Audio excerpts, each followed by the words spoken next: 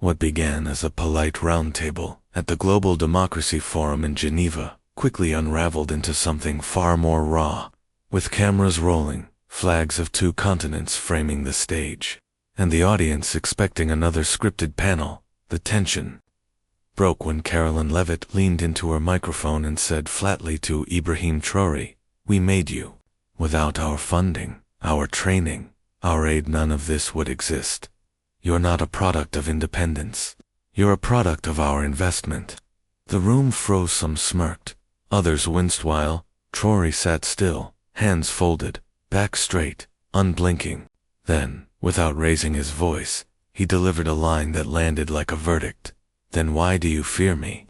Gasps and murmurs rippled through the crowd, one journalist even dropping her pen, while Carolyn forced a stiff smile and insisted, "I don't fear you, Mr. Traoré. I am just stating facts." But the shift was undeniable. This was no longer diplomatic. Traoré leaned forward, speaking not just to her, but to everyone in the hall and beyond the cameras. "For decades, you exported dependency and called it help. You created alliances wrapped in conditions. You gave with one hand while holding a leash in the other." Caroline cut in, "Excuse me, we've saved lives," but Traoré replied firmly and taken dignity. The uneasy moderator tried to steer the discussion back to multilateral cooperation, yet the moment had already chosen its course. The audience wasn't there for policy summaries, they were there for fire, and Traoré had just lit the match. Caroline Levitt adjusted her blazer, but the chill in the room didn't come from the air conditioning, it came from Traoré's words still hanging in the air, and taken dignity. A direct wound to the carefully polished narrative she had rehearsed countless times. Trying to reclaim control, she began. "Let me remind everyone that the United States has provided billions in aid, infrastructure, and security to nations like yours. We believe in lifting others, not tearing them down." Traoré didn't flinch. "You believe in control, not cooperation," he replied calmly. "There's a difference between a hand offered and a hand holding the strings." The moderator shifted uncomfortably, the screen behind him flashing the session's title, "New Leadership in a Changing World," a title now unfolding in real time. Caroline leaned forward, her voice sharper. "Are you suggesting we abandon the partnerships that have kept your region stable for decades?" "No," Traoré answered evenly. "I'm suggesting you stop calling them partnerships when the contracts are written in imbalance. You invest, but only where it benefits you. You help, but only if we remain predictable." The audience was riveted, phones raised, live stream clips already flooding social media. A U.S. senator whispered to the British ambassador, while an African delegation in the back exchanged glances that said, "He said what we couldn't." Caroline's face hardened. "Without us, your hospitals collapse, your roads crack, your systems fail." Traoré's reply was slow, deliberate, and yet they're still not ours. Built by contracts you control, maintained by debt, patrolled by foreign troops. What belongs to us is Usand that I will never hand over." A ripple of applause rose from the East African representative, joined by a Caribbean diplomat, then spread further. Caroline looked around, stunned. This was no longer a debate, it was a declaration, and Traoré hadn't even raised his voice. Carolyn felt the pressure mounting, not just from Traoré's words, but from the shifting energy in the room. She was no stranger to confrontation, yet this was different. She wasn't debating a rival. She was confronting a mirror she didn't want to face. "I've spoken with women in your country," she snapped, her voice sharp with righteous indignation. "They fear for their rights. They tell us stories of repression, of hardship, and you sit here lecturing us about dignity." Traoré remained unmoved. "Yes," he said evenly, "because you spoke with them. I listened to them." The silence that followed was heavier than any shout. Then he continued, his voice steady. "You visit for a week, we live it. You send aid when the cameras are on, we bury the victims when they're off. You show up when your polls demand compassion, We show up because we must. Gasps rippled across the auditorium as Caroline stiffened, her polished composure cracking under the camera's gaze. You think you understand us? Traoré pressed on, but you understand only your reflection in us. When we cry, you sell hope. When we resist, you call it chaos. You built the dictionary, and now you define us in it. The moderator attempted a nervous chuckle. Perhaps we can agree there's room for improvement on both sides, but Caroline refused to let go. You enjoy standing here playing the revolutionary, she mocked. But the world doesn't run on speeches. It runs on deals, on trust, on power. Traoré's voice dropped, but its weight struck deeper, and you think power is a podium and a pen. We think power is when our farmers no longer beg for fertilizer, when our children eat from soil we own. That's the revolution you mock. He turned to the audience, his words cutting through the silence. You gave us microphones, but we were never silent. You just never listened. A standing ovation erupted, not unanimous, but loud, defiant. Caroline sank back into her chair, the message undeniable. She had walked in expecting control, but had instead met a continent that had stopped asking for permission. Backstage, advisors swarmed her with whispers of damage control. We'll frame it as emotional, one suggested. He's not diplomatic, offered another, but Caroline waved them off, jaw clenched. She wasn't angry at Traoré. She had been humiliated, and she knew it. Meanwhile, Traoré walked calmly down a separate corridor, his team silent but purposeful, pausing only once to clasp the hand of a young African delegate, who whispered, "You spoke for all of us." Traoré simply nodded. By evening, clips of the exchange had gone viral, with hashtags like #WeNotMade, #Trarespics, and #EndAidControl trending across X, TikTok, and international news outlets. At a late-night press briefing, a CNN journalist pressed Caroline on whether she regretted her remarks. I spoke the truth, she replied coldly. We've invested billions. If that's controversial, then the world must decide what side it's on, progress or pride. But in Burkina Faso, Traoré's response carried a different weight. Speaking from a community farm at sunset, surrounded by children and elders among rows of millet and rice, he didn't need a podium. When someone tells you they made you, he said softly, remember what they took. Remember who you were before they arrived. Then remember who you are now, without their hand over your mouth. The villagers erupted in cheers, not the polite applause of politicians, but raw, unfiltered joy that needed no translation. That night, international leaders held private calls. Some praised his composure, others warned he was fueling sentiment, but none could deny what had happened. The world had witnessed a shift, a new kind of power, one that did not ask for invitations but demanded to be heard, and Caroline knew it. In a leaked email to a conservative donor, she confessed, he made me look like I was reading off a script.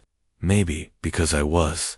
3 days later, back on U.S. soil, the Geneva confrontation still haunted headlines. Fox News attempted to spin it Levitt defends American investment, but independent outlets were less forgiving. Traoré dismantles the aid myth in 12 minutes. Caroline appeared on primetime with Pete Hegseth, who greeted her with forced enthusiasm, trying to redirect the narrative toward American strength. You handled that African president pretty well, he said with a smirk, but some say he made you look disconnected. Caroline forced a smile. Disconnected from what? From resentment? From centuries of misplaced blame? Maybe I am, but someone needs to remind them who pays the bills. Caroline's line went viral and not in her favor. Meanwhile, in Ouagadougou, Traoré held a televised town hall. No suit, no teleprompter, just a dusty chair, a worn table, and a circle of farmers, teachers, and young engineers. When asked about Caroline's claim, "We made you," he replied calmly. She exposed the truth, not about us, but about their mindset. They don't help because we need it. They help because it keeps us where they need us. A young woman rose and asked, "Mr. President, are we strong enough to reject their offers?" Traoré met her eyes. "We already did. Now we're just making it visible."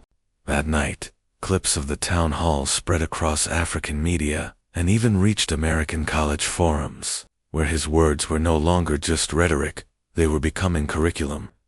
Back in Washington, a staffer nervously informed Carolyn, "Ma'am, the State Department is receiving inquiries. African embassies are referencing the Geneva Exchange. Some want official clarification on our aid terms." Caroline stared at her reflection before snapping, "Draft a response. Something polished, something safe." But it was too late. Traoré had spoken without permission, and the world had listened without filter. Frustration simmered beneath her polished surface as her team urged silence, but the Geneva confrontation shadowed every appearance. Young voters reposted Traoré's quotes. Professors cited his town hall as a new decolonial manifesto. And most damaging of all, she could feel her authority slipping away, determined to regain control. She announced a televised forum in Washington titled, "Truth in Aid: What the World Gets Wrong," carefully staged event with loyal voices, friendly hosts, and a hand-picked audience. The goal was clear: shift the narrative. But across the Atlantic, Traoré prepared something very different, an address at the Pan-African Youth Summit in Dar es Salaam. No lights, no suits, no script, just voices. And when Caroline stepped onto her polished stage in D.C., armed with infographics, datasets, and rehearsed talking points, her words rang out. Aid isn't control. It's responsibility. When we give, we don't expect submission. We expect results, Caroline declared. The audience clapped politely, but the applause was thin. Her words too clean, too rehearsed. At the same hour in Seagull, Traoré stood before a crowd of barefoot teenagers, teachers, and community leaders beneath an open sky. "I was told I should be grateful," he began, "and I am, but not for their aid. I am grateful for our soil, for our people, for the history they tried to erase but could not. Some say we're ungrateful, but how do you thank someone for teaching you to crawl when they were the ones who broke your legs in the first place?" His words traveled faster than hers. By nightfall, Caroline's staged forum was drowned out by a flood of clips from Darside B-side comparisons, lighting up social media. Her polished podium against his dusty stage, her jargon against his raw truth. One viral comment summed it up. She speaks in power, he speaks in purpose. Caroline's PR team scrambled. "We need to pull him into something scripted," one aide urged. "We need to contain him," but Traoré had already stepped outside the frame, and the world wasn't listening to her carefully managed lines anymore. They were listening to him. By week's end, even mainstream Western media began to shift tone. The New York Times ran the headline, "Traoré doesn't protest, he builds," while Al Jazeera aired a special, "The Aid Debate, Is Africa Finally Answering Back?" Caroline, meanwhile, was spiraling. In private, she vented to a conservative think tank. "This man is turning sovereignty into a slogan. We gave them systems, and now we're the enemy. What happened to gratitude?" But what she couldn't admit was that gratitude was no longer currency, not for a generation raised under broken promises and IMF conditions, not for a continent awakening to its own reflection, not one painted by someone else's brush.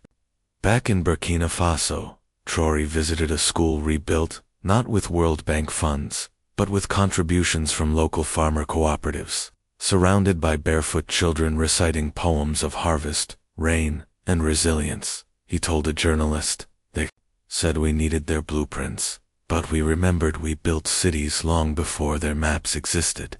The line exploded online memes, threads, academic breakdowns, proof that his voice had already outgrown their frame.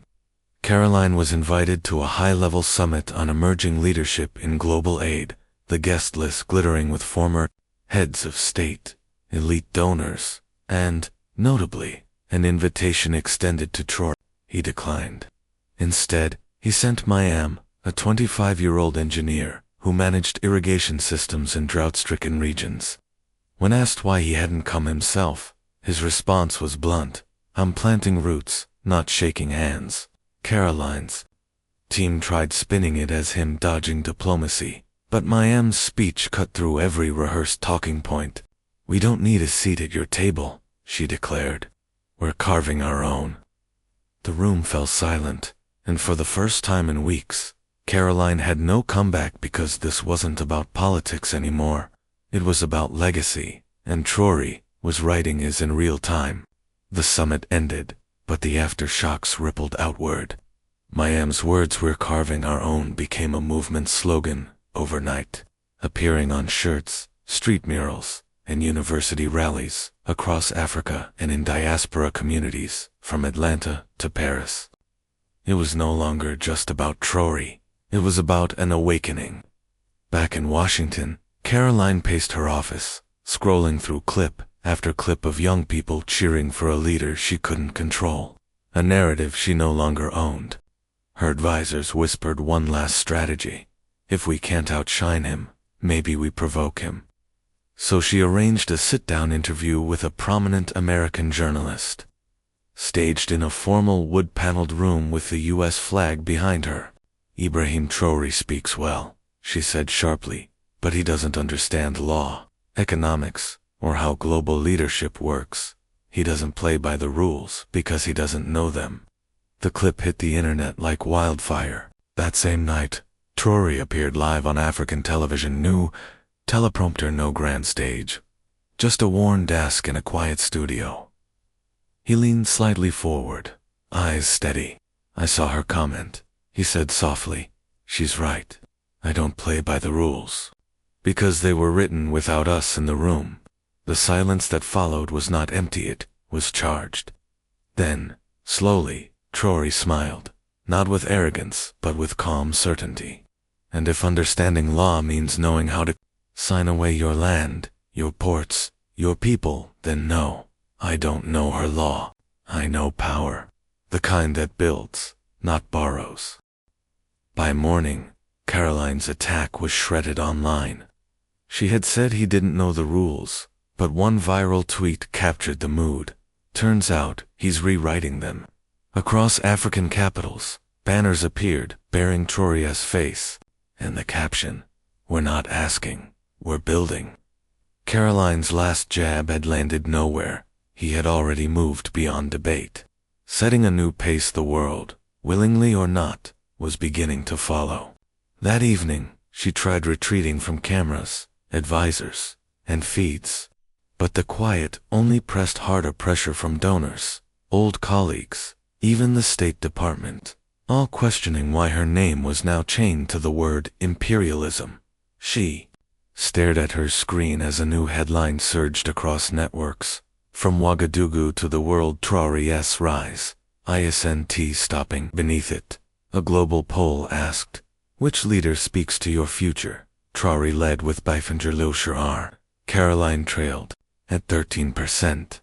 Even among American youth, his numbers climbed.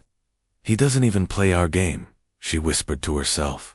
Meanwhile, Ibrahim Traoré walked through a rural field outside Kayono, cameras. Only a handful of students studying soil samples at his side. A boy no older than 12 tugged at his sleeve and asked, "Sir, are they mad at you for not obeying?" Them Traoré knelt so their eyes met. "Maybe, but if obeying means staying small, I'd rather be free." Back in Washington, Caroline was summoned to a closed-door session, tension thick. A senator leaned in. "What exactly is your strategy now?" Her jaw tightened. Containment didn't work. Dismissal didn't work. "Maybe. It's time we listen." But the words felt foreign in her own mouth.